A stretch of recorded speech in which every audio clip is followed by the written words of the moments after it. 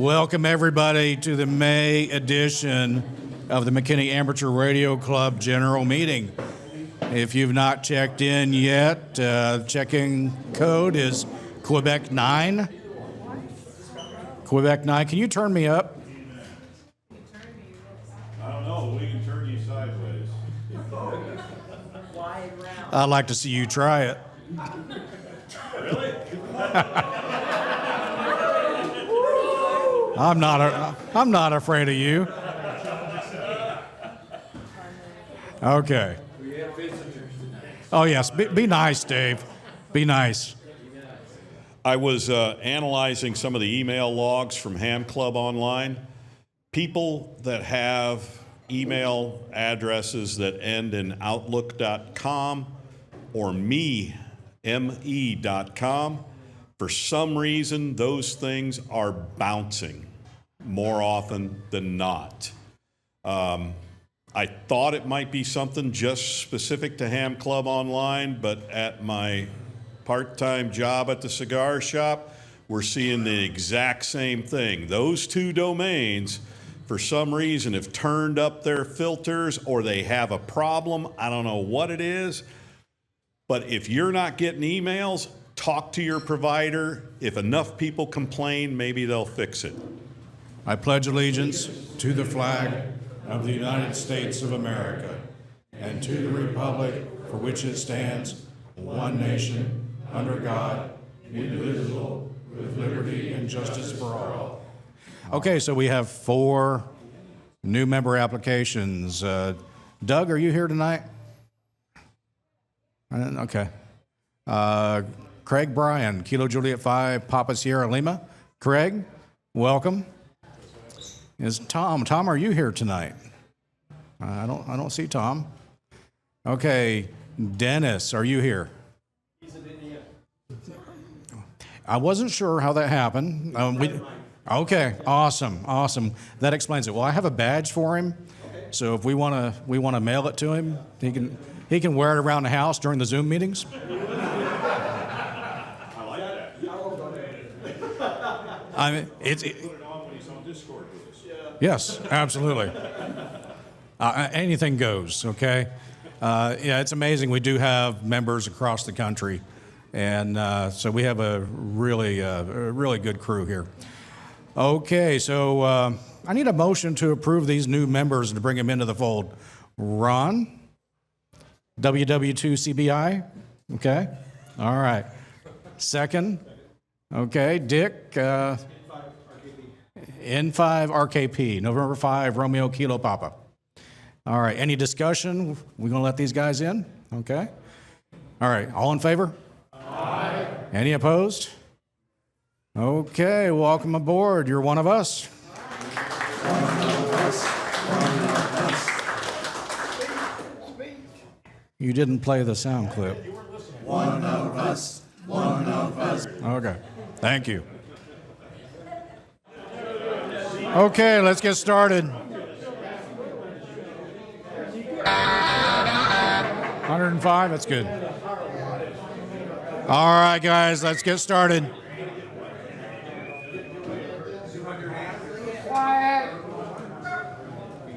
Need a good whistler or something.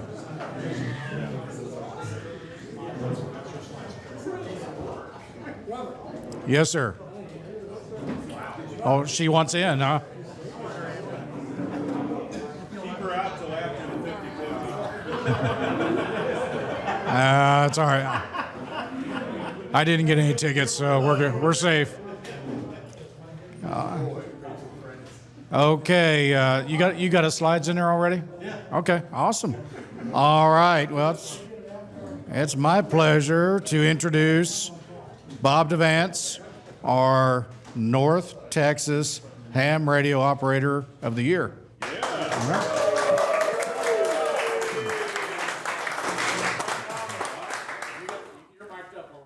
I am mic'd up.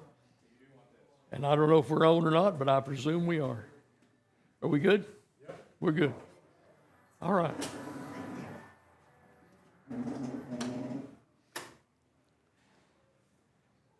Okay, can I slide that out just a little bit so I can see it?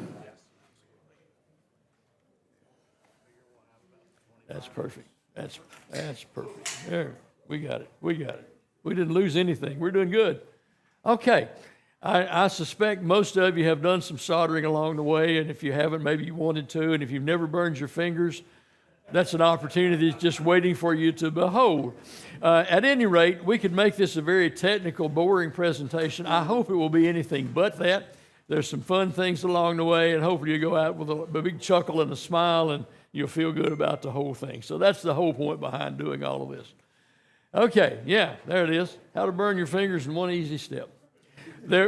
Somewhere along the way, and I can't remember where this was, we had a slide that showed somebody holding a soldering iron by the barrel of the soldering iron. It was obvious it was not plugged in or turned on or something anyway. All right, this is the way you do it.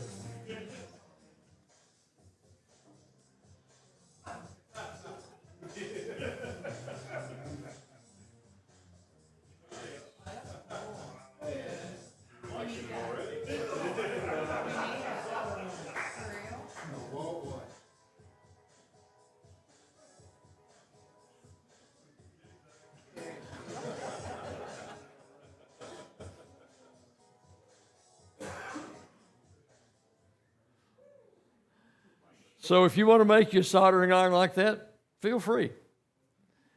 What, me? Anybody remember Alfred Newman? That's us. Oh my goodness. Well, why are we worried about this anyway? What's the big deal about that? Well, my personal thing on this is there's just something about doing it yourself. Sure, you can send everything out and have somebody do it for you, but if you do it yourself, it's just a whole lot more fun when you do that.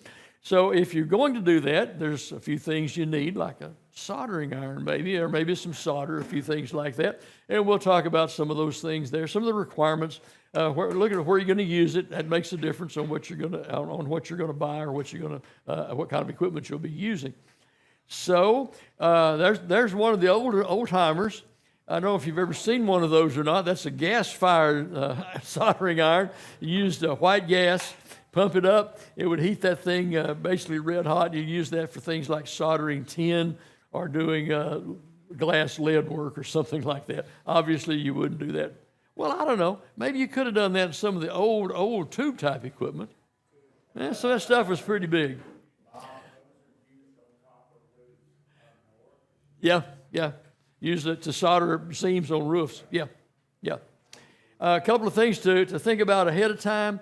Static electricity, if you're working with things like diodes and transistors and integrated circuits, static can destroy those things. So it's always a good idea to have a ground strap. There's a little elastic thing you put around your wrist with a wire, clamps to a good ground someplace, and then you don't have to worry about static building up and zapping some one of the components. And then second, surface mount stuff, just don't do that unless you know what you're doing or you practice a little bit. It's not that bad, and especially if you can get an old circuit board that has some circuit mount, some SMT components on it, and play with it a little bit first to kind of get your feet wet, then you're okay with that. But if you just jump in it with both feet, you can wind up doing some bad stuff. Anybody remember Heathkit? Heathkit was great for soldering. You got to solder everything. Of course, they were all point-to-point wiring or plated hole through circuit boards, so they were easy to work with. But, boy, you would learn how to solder before you got through when you had something like that. Okay, this is just to give you an idea about using surface mount components. It doesn't have any audio with it. It's just you just watch this person work, taking an IC off of a board and another one putting it back on.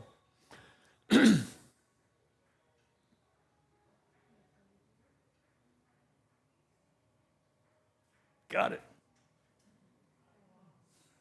Nothing to it, right? And then you got to put it back. You notice he's got a funky tip on that soldering iron as well.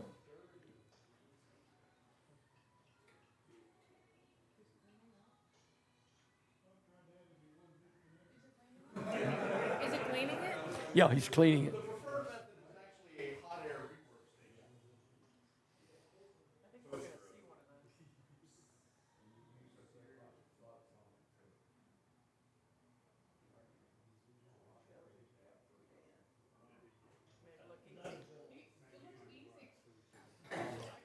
One of the interesting things to watch here in a minute, he will bridge some of those traces and watch how he cleans the bridge off.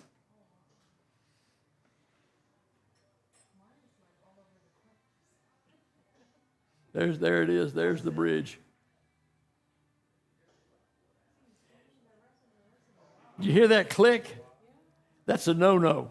Don't sling solder. And you put it back.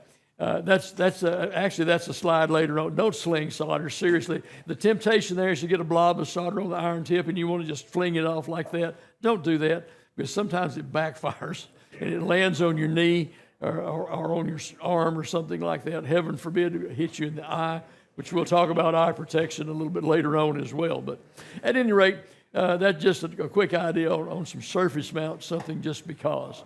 The solder fumes. By the way, how do you pronounce the word solder? It's got an L, but the L is silent. I had never really considered that until this afternoon, and I actually went out online. You can do everything online, of course, and said, how do you pronounce solder? And they came back with the English pronunciation is solder. The L is silent. The British do pronounce the L. They do the solder. Anyway.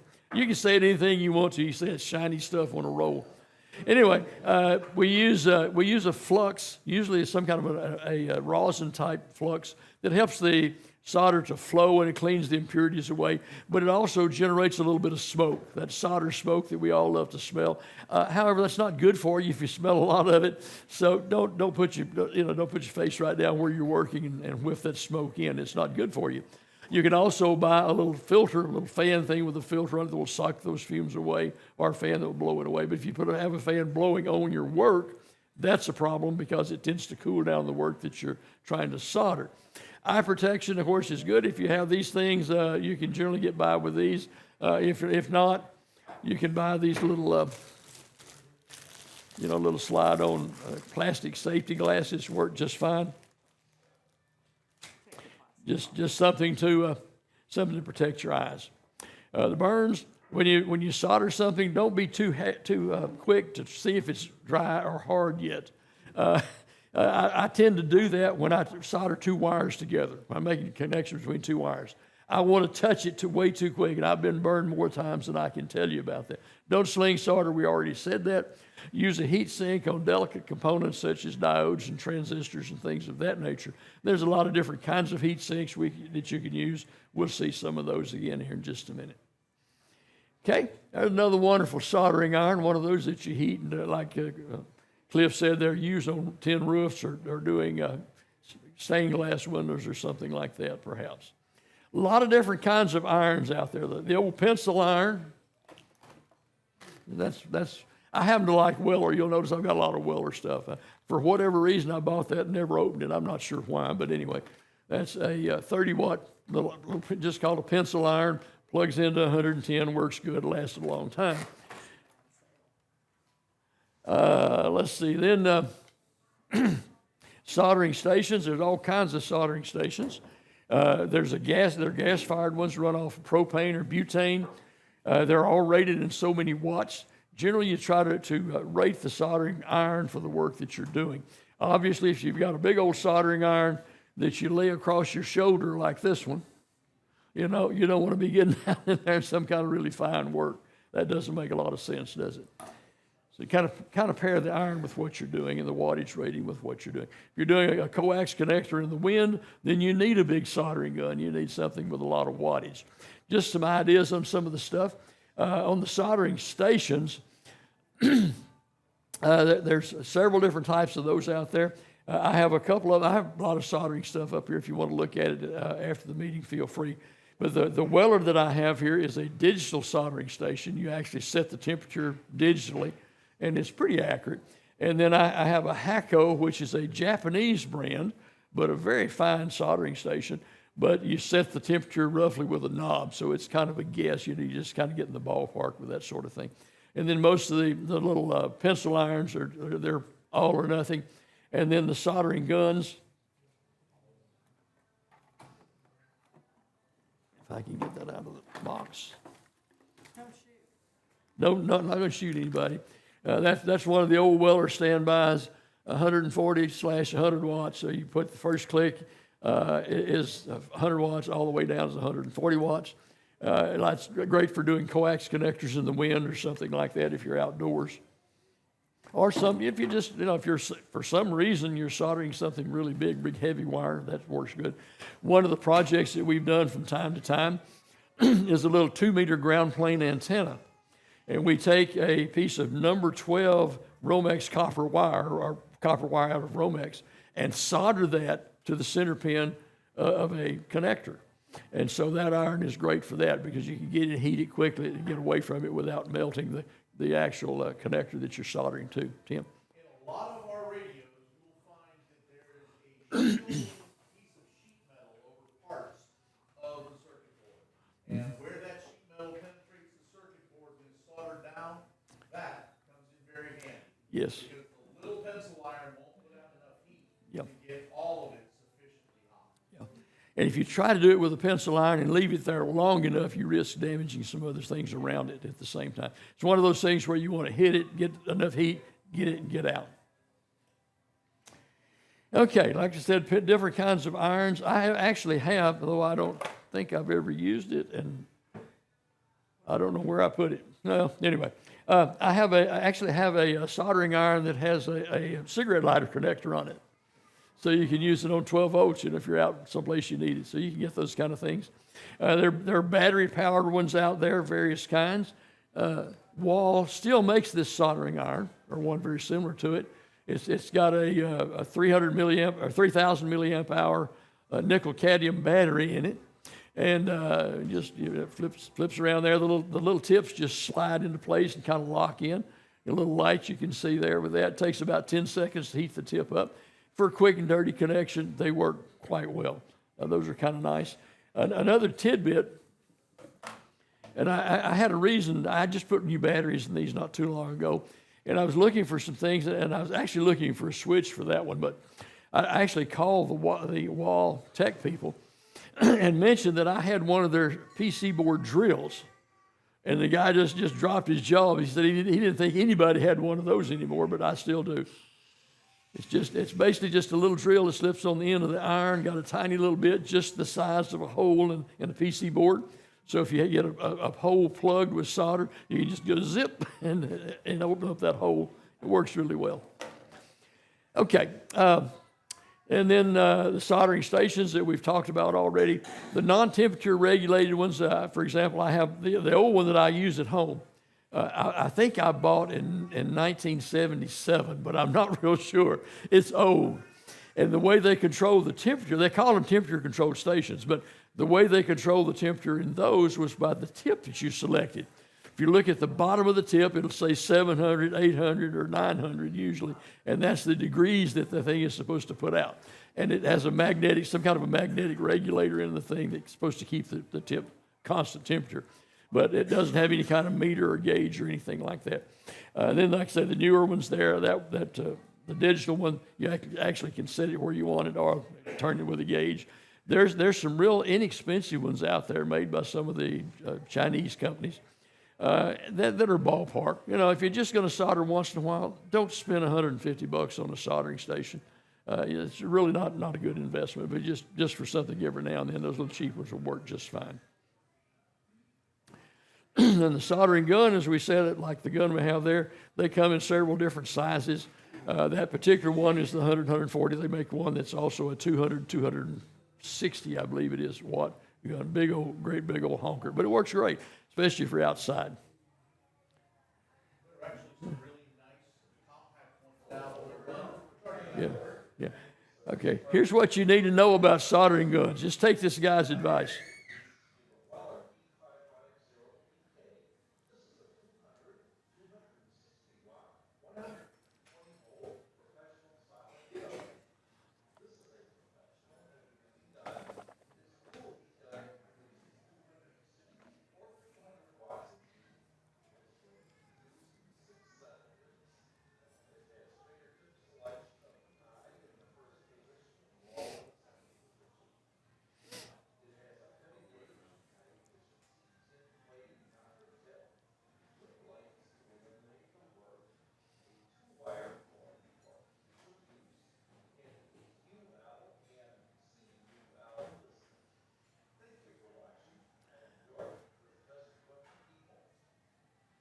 So what do you think? Would you buy a used car from that guy? I don't know. I'm sure he's doing his best, and that the accent is kind of interesting, and I just thought that was an interesting way to present a soldering iron. Okay, gas-fired, butane or propane. Usually they're actually butane. You can buy the fuel in a little pressurized can. This happens to be one of those. It's made by Zippo, believe it or not, the lighter people. It has a little safety thing in the back. You have to hold that down, and you squeeze the trigger, and it lights up. So I don't know if you can see the flame there or not. Probably not, but those work pretty good outdoors. I have another one here that's a Chinese knockoff. Does the same kind of thing, but it's more of a little pencil iron. The problem with this one is when it's burning, you really can't see the flame. You can hear it, but you really can't see it, so you have to watch it. It's really easy to burn yourself with something like that one. And they do work good outside. They put out enough heat, like if you're doing a coax connector outside in the wind, you can actually do that. Some of the manufacturers, Weller is my favorite. I've used Weller for years and years, and I just like it. I used to love Unger. Unger made a nice iron, but they've gone out of business. Hako is the Japanese one, Japanese company. Elenco and Velleman are two of the Chinese knockoff companies. They both make the little, you get a little $40 soldering station with a little knob on it to set the temperature more or less. And for an occasional use, they're just fine. There's nothing wrong with that at all. And then the Wall Isotip was the battery one I showed you first, that yellow one there. And they are still in business. They still do make a host of different battery-powered irons today. Solders themselves, a lot of different kinds of solder out there. The 60-40, 60% tin, 40% lead is the most common one that we use. It melts between 361, 364 degrees Fahrenheit. That's the state at which it's not solid, but it's not totally liquid either. As it gets a little hotter, it gets to be liquid. The problem with that is it cools down slowly, and if you move the component while the solder is cooling down, you get a cold solder joint. You can tell a cold solder joint because it'll have a real grainy, gray-looking appearance. A nice solder joint will be nice and shiny. Won't be any graininess to it. So if you do use the old standard 60-40 solder, you got to wait just a second there before you do anything to make sure it has time to set up. The 6337, which is a weird combination of percentages nonetheless, still tin to lead. It's called a eutectic solder, and it doesn't have that little intermediate state. It's either liquid or it's solid. When the temperature goes below its temperature, boom, it's set. So it makes it quick and dirty if you're going to get in and out something. If you need to get in and out quickly without moving something and having a cold solder joint. And then silver solder is out there. Most of us don't use silver solder for our electronic stuff. That's usually used for jewelry making and something like that, or where high strength is required. And interestingly enough, some of the lead-free solder does sometimes include some silver in it, though. And lead-free solder, to me, is much more difficult to work with than the old tin lead solder, and that's just me. My daughter, who lives in Montana, works for a company that built connectors, high-stress connectors, like for locomotives and airplanes and things like that. And she actually went to a 2-week soldering class in Denver and all that good stuff. And she was telling me all about doing the lead-free stuff that they were required to do by contract. And she got good at it from what she told me. I've never gotten good at using lead-free solder. Probably the biggest thing is it takes a higher temperature to deal with lead-free solder than the standard old 60-40 that we use. Pardon? Europe requires it. Yeah, they've done away with the lead because of the danger that's in lead. You know, I guess I should also say this. You know, if you're using the tin lead solder, don't chew on the solder. I mean, anyway, most of the solders that we use has a built-in rosin flux, or rosin core flux as it's called. Basically, the solder is hollow and it has rosin in it, so you don't have to have separate flux for it.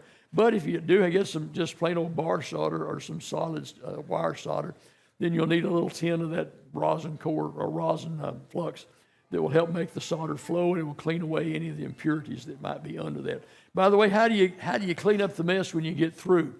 Once you've soldered and you got the rosin mess around there, how do you get rid of that rosin residue? Acetone works. Plain old rubbing alcohol, isopropyl alcohol, and a Q-tip also works quite well. Just let it cool first. That's it. Let it cool first. I typically have been using 93% alcohol. Yeah. Is that advisable over the 70%, which is I don't think it matters because both of those evaporate very quickly. And so if you use a Q-tip, scrub it off, let it evaporate, usually they'll come out nice and clean and it won't be a problem. Don't use acid core on anything electronic for hopefully obvious reasons. The acid will eat right through anything in the world. If you're doing plumbing work, that's a whole other world, but we're not talking about plumbing tonight. Desoldering, once you put it together, then sometimes you got to take it apart, right? Solder wick is one of the handy little tools that we have. This is just a braid of stuff. Looks like, I don't know if you can see it from there or not. That's about 1/8 of an inch wide. It's just a little copper braid together there. You lay that on a joint or a connection or whatever, and it will wick up the solder from that particular joint so you can clean up and get something desoldered. A solder sucker. This is the old style. You push it down, it locks, and you put the little tip down where you want it to pull the sucker off. Pop the trigger, and it goes, and it will suck the solder right out of the spot. That's good if you get a solder in a hole in a printed circuit board and you need to clear that hole. Heat it, use that, it'll suck the solder right out of there. Dental picks, I didn't bring any of those, but if you can get some stainless steel dental picks, those work really well too with a lot of things. Like clearing the hole again in the printed circuit board, heat up the board, stick the little dental pick down in there and open it up and then take it out, and that works really great too. And then, of course, there's the power or the vacuum-operated solder suckers. And then we get into surface mount. If you've never seen one of these beasts, here is one. I don't know if I can pick it up and not drop everything or not, but it's a beast. It has its own digital soldering iron, and then it has this thing called a hot air gun.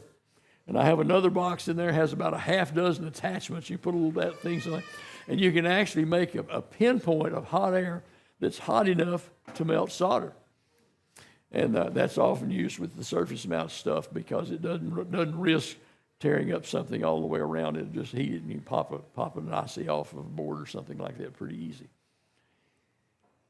And that's it there on the top left. There's some of the dental picks that we talked about, solder wick, and then the sucker type soldering tools. As you're doing all this, you want to keep the tip clean, but at the same time, keep a little solder plating on the tip. If you keep solder on the tip, that keeps it from oxidizing, and it will make it work a lot better. Use a little sponge. These things are interesting. Bought these from Amazon. I think there are 4 of them in there right now. Little cellulose sponges. Just fit right in generally in the little container by the iron. You put a little water in there and just hit the tip there a couple of times, re-tin the tip, and you're off and running. That works really good. The Hacko has a little different thing there. It has a little a brass ball of like a Brillo pad. Thank you. Good idea. Kind of like a Brillo pad. You can just use that to wipe the tip of the iron. That works really well as well. And when you're soldering, this is where a lot of people get in trouble when they're first starting out. When you have the component there, the soldering iron's coming in here. You want to stick the solder right between those two. The idea being that the iron starts to melt the solder starts to flow, and it transfers the heat into the component lead that you're soldering so that you get a nice joint and it flows very well. If you just put the solder on the iron itself, it doesn't tend to flow downward. If you just put it on the component, it doesn't have enough heat to melt the solder. So just put that right between it, makes a little bridge, takes the heat right down to where it needs to be, and gives you a nice clean joint. And that's a picture of it there in the lower right. Okay, let's see. We mentioned already good connections, nice, bright, not dull, not powdery, whatever. A third hand is a wonderful thing. I found this thing a while back. This thing was $20, but man, is it great! It's a heavy iron plate and a whole bunch of magnet things with alligator clips, and all kinds of articulating arms where you can literally hold about anything you want, any way you want to hold it. And that way you don't have to try to figure out how to balance holding the soldering iron and something in place while you're working on it. Now, this guy has a new idea. As I said, don't hiccup. I don't think I'm that steady.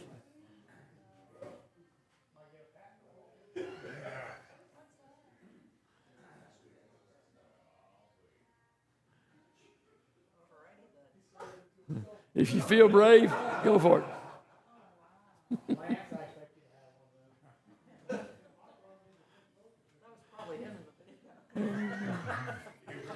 Anyway, okay, when you're soldering, if you stay out of the wind, it helps. If you've ever tried to solder on a PL259 connector outdoors in the wind, it's a real pain. If you get 3 or 4 people to stand around you even and shield the wind off of you, that helps if you're outdoors. But at the same time, you do need ventilation to blow those fumes away. Little alligator clips, by the way, make good heat sinks to pull the heat away from a delicate component, just a little alligator clip. I've even used a paper clip in a pinch as a heat sink. It will work. Of course, you always want to be safe in anything that you're doing. This was done in space. NASA did this clip. There was little pieces of wire with some solder wrapped around it. And watch what happens as it gets hot. This doesn't work down here where we have gravity for some reason. Just one of those crazy things that happens. Watch this now. Yeah, it's melting. And then you'll see the flux start to do a dance around that solder ball here in just a second.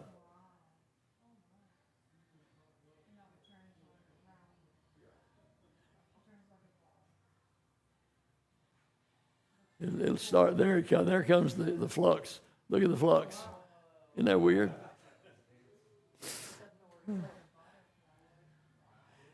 I wish I could have found this with sound behind it, where the guy's talking about it, but he's basically just saying, well, look at that. And I guess he was as surprised as anybody else. And what? We see the expression on his face. Yeah.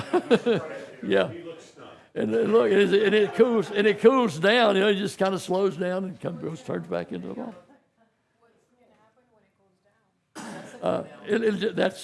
That's rosin flux, and it'll solidify. Okay, when you go to get your parts, be careful.